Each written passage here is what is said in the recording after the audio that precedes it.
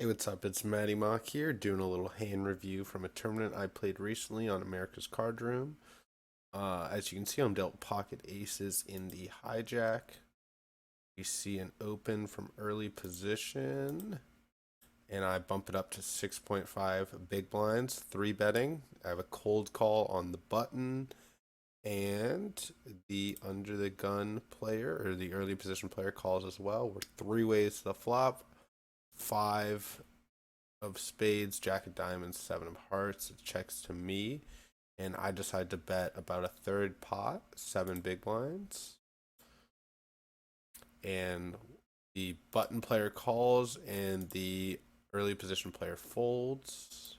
Okay, queen of hearts on the turn. I bet again here for about a third of the pot, and we get another call.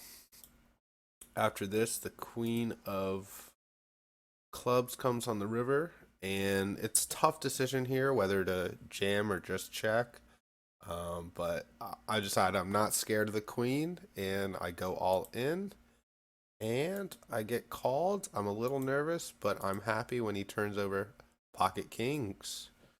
Nice little cooler. So let's analyze this hand and see what Pio Solver thinks about my play. Okay, so to start, what do I do with aces here? Pile Solver is betting most of the time with aces, and it's betting small like I did. So that's pretty good, but you can also check for deception. So I didn't even really consider checking in my mind, so I'm not sure that I gave it the proper thought, but you can do either with aces, but it definitely likes the bet, so the bet's approved. And what should the opponent do here with pocket kings? Solver seems to be raising half the time and calling half the time, so his call is perfectly fine. It's correct. I would probably raise just because I would be a little nervous about the run out, but he plays it fine. He just calls, so see the call. Queen of hearts comes, and what do I do with aces now? It bets small basically 100% of the time, which is exactly what I did. Betting 12 big blinds, I bet 11.7, so that's perfectly correct. And what should the opponent do with kings now? Opponent is just calling with his kings, which he does. So good on him. Call.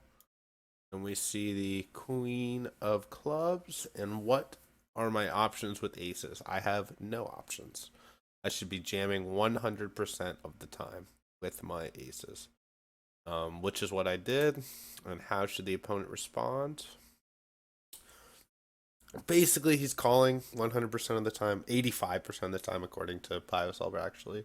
So he can get away with it with specifically, I guess they don't like having the king of spades, king of diamonds can fold, and king of hearts, king of diamonds can fold.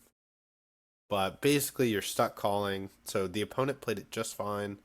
That's an unfortunate cooler for him, but he basically has to call here with his pocket kings. All right, and I'm going to give everyone a grade here too. For my opponent, I'm going to give him a D for pre-flop grade because I really don't like not four betting kings just because it's definitely plus EV. You prevent suckouts, you don't let people see a flop cheaply, and you can get your opponents to commit a lot of money with a lot worse hands than kings. As for everything else, he played perfectly. Flop, he had the option to raise. He elected not to, which is fine. And overall, I'll give him a B minus just because I really hate not four betting those kings. But it's not the worst. It's not an F. It's not completely horrible. As for my grade, pre-flop A, easy.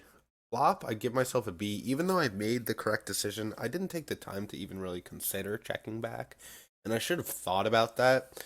And maybe in general, I could have made some more money by checking back, but it's not a horrible decision either way.